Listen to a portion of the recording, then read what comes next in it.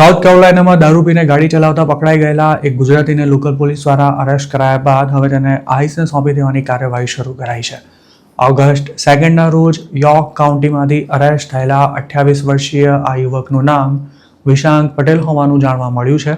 તેના પર $2265 બોન્ડ મૂકવામાં આવ્યો હતો, પરંતુ તેને અન્ય એજન્સી માટે કસ્ટડીમાં રાખવામાં આવ્યો છે.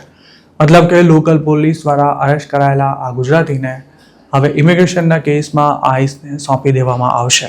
વિશાંકના જેલ રેકોર્ડ્સ અનુસાર તેનું BAC એટલે કે બ્લડ આલ્કોહોલ કન્ટેન્ટ 0.16 થી વધુ નોંધાયું હતું.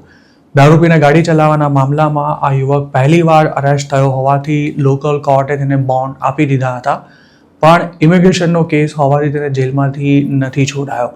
વિશાંક પટેલ અમેરિકામાં લીગલ સ્ટેટસ પર રહે છે કે પછી તે ઇલીગલ ઇમિગ્રન્ટ છે તેની કોઈ ચોક્કસ માહિતી નથી મળી શકી, પણ તેને જેલમાંથી છોડવામાં ન આવ્યો હોવાથી હવે તેને ડિપોર્ટેશનની કાર્યવાહીનો સામનો કરવો પડશે તે નક્કી છે.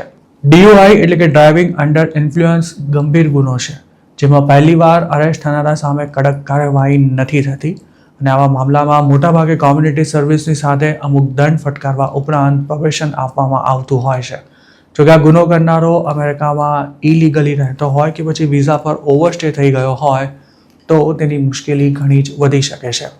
જો આરોપી લીગલ સ્ટેટસ પર રહેતો હોય તો પણ તેની સામે ડિપોર્ટેશન સુધીની કાર્યવાહી કરવામાં આવી શકે છે. દારૂ પીને ગાડી ચલાવવાના ગુનામાં પકડાયેલા ઘણા ગુજરાતીઓ અત્યાર સુધી યુએસથી ડિપોર્ટ થઈ ચૂક્યા છે. જો લીગલ સ્ટેટસ પર છે તેમના માટે પણ DUI આગળ જતા ગ્રીન કાર્ડ અથવા સિટીઝનશિપ મેળવવામાં મુશ્કેલી સર્જી શકે છે. 2025માં કડીનો એક યુવક જોર્જિયામાં DUIના કેસમાં અરેસ્ટ થયા બાદ લગભગ 4 થી 6 મહિના જેલમાં કાઢીને ઇન્ડિયા પાછો આવ્યો હતો, જ્યારે તેની પત્ની અને એક દીકરો હાલની તારીખે પણ યુએસમાં જ છે. તેવી જ રીતે ઉત્તર ગુજરાતના અન્ય એક શખ્સે નશાની હાલતમાં પોતાના વાહનથી અકસ્માત કરતા તેને પણ 2.5 મહિના સુધી જેલમાં રાખી ઇન્ડિયા પાછો મોકલી દેવાયો હતો. આ શખ્સની પત્ની અને 2 બાળકો પણ અમેરિકામાં જ રહે છે. વિઝિટર વિઝા પર અમેરિકા જઈ ઓવરસ્ટે થઈ ગયેલા એક ગુજરાતીએ યુ વિઝા માટે અપ્લાય કર્યા બાદ તેને DUI આવ્યું હતું. તે ગ્રીન કાર્ડ માટે અપ્લાય કરવા એલિજિબલ થયો ત્યારે DUIને કારણે તેનો કેસ હોલ્ડ પર મૂકી દેવાયો હતો, જ્યારે તેના 2 બાળકો અને પત્નીને ગ્રીન કાર્ડ મળી ગયું હતું.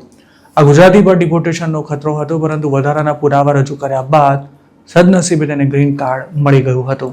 અમેરિકામાં રહેતા ઘણા ડોક્યુમેન્ટેડ ગુજરાતીઓ ઓવર કોન્ફિડન્સમાં આવીને નશાની હાલતમાં ડ્રાઇવિંગ કરતા પહેલા જરાય વિચાર નથી કરતા હોતા.